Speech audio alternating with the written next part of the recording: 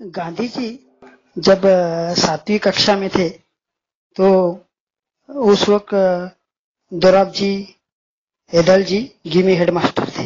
वे विद्यार्थी प्रेमी थे क्योंकि वे नियमों का पालन करवाते थे, व्यवस्थित रीति से काम दे लेते थे और अच्छी तरह पढ़ाते थे।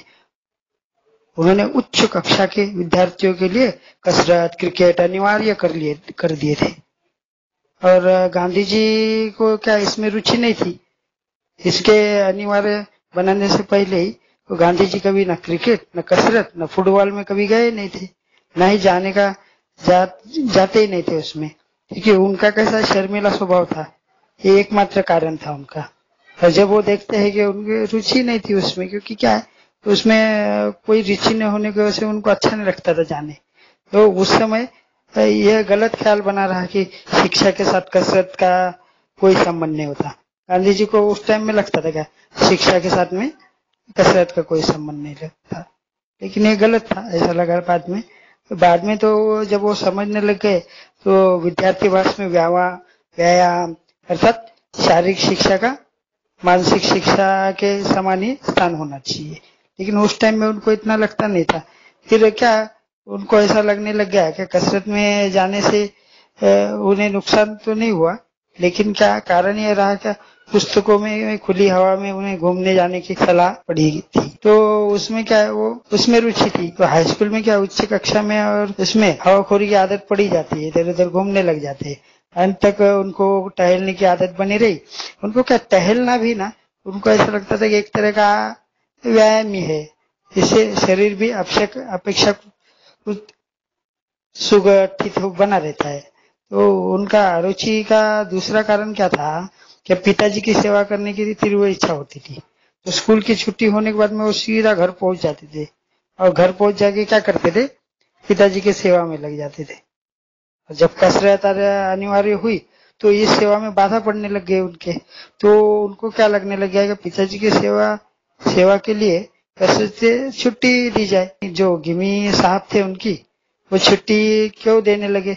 वो तो हर शनिवार के दिन सुबह सुबह स्कूल में बुलाते और फिर शाम को भी 4 बजे कसरत के लिए जाना पड़ता।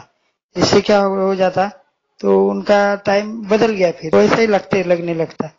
तो गिमी साहब ने क्या हाजिरी देखी एक बार, तो उनको गैर हाजिर पाया। अरे ये तो आते ही नहीं है कभी। गांधी जी तो बचपन में बोले वो आते ही नहीं।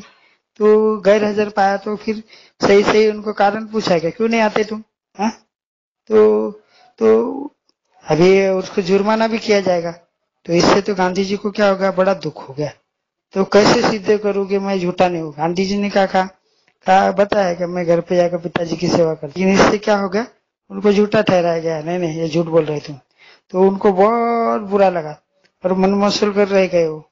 और लेकिन रोए भी फिर। और वो क्या समझे क्या सच बोलने वाले को गाफिल भी नहीं रहना चाहिए। उनको फिर वो ऐसा लगा क्या अपनी पढ़ाई के समय इससे भी इसी तरह पहली और आखिरी गफलत थी, जुर्माना माफ करा सके थे। तो उन्होंने क्या कसरत से बाद में उनको मुक्ति मिल गई। क्या पिताजी उनके जो थे ना, पिताजी ने हेडमास्टर को खत लिखा कि स्कूल के बाद में मेरी उपस्थिति का उपयोग अपनी सेवा के लिए करना चाहता है, इसलिए इस कारण उन्हें मुक्ति मिल जाए।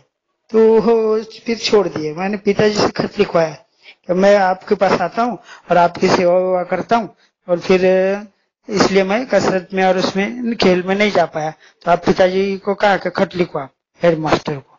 उन्होंने कहा कि नहीं नहीं तुम झूठ बोल रहे हो, तुम स्कूल छूटने के बाद में भाग जाते हो कसरत और इसमें और उस बाकी खेलों में भाग नहीं लेते हो। तो उनको ऐसा लगा। तो पिताजी से उन्होंने कहकर गांधी जी ने खत लिखाया, टीचर को खत लिखो। क्योंकि उनको बचपन से ही अगर उनको कोई झूठा बोल दे तो अच्छा नहीं लगता था। क्योंकि राजा हरिश्चंद्र की उन्होंने नाटक देखा था और उसका भी उसको उनके ऊपर प्रभाव था। और पिताजी का भी घर की भी सेवा करने की उनकी अच्छा लगता था। और उन्हें झूठा बोल दिया तो उन्हें अच्छा नहीं लगा। तो इसलिए उन्होंने खत लिखाया और ऐसे फिर उन्हें उससे मुक्ति मिल गई। क्या टीचर ने कहा ठीक है तुम्हें छुट्टी मिल सकती है, स्कूल के बाद तुम घर पे जल्दी जा सकते हो, छूटने के बाद जा सकते हो। तो ये बात है।